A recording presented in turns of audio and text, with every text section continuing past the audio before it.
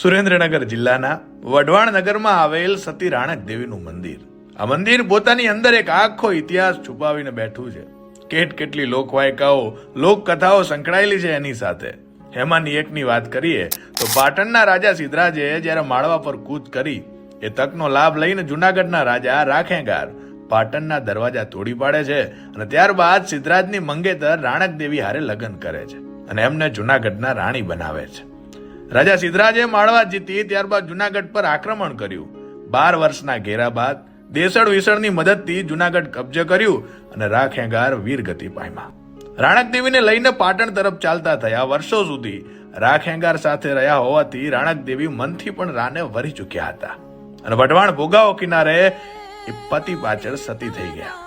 લોકો તો એમ પણ કહે છે કે બાદમાં સિદ્ધરાજે જ એમનું અહીં દેવળ બંધાવ્યું. અહીંયા મંદિરની બાજુમાં એક ભોંયરું છે જે છેક જુનાગઢ નીકળતું હોવાની લોક માન્યતા છે. ઘણાનું માનવું છે કે પહેલા શિવ મંદિર હતું જેના પુરાવા રૂપે નંદી મહારાજ પણ જોવા મળે છે. તો આપ પણ ક્યારેક આવજો આ ભૂલાતા ઇતિહાસને જોવા. આવા જ અવનવો વિડીયો જોવા માટે ફોલો કરો NTV ગુજરાત ન્યૂઝને.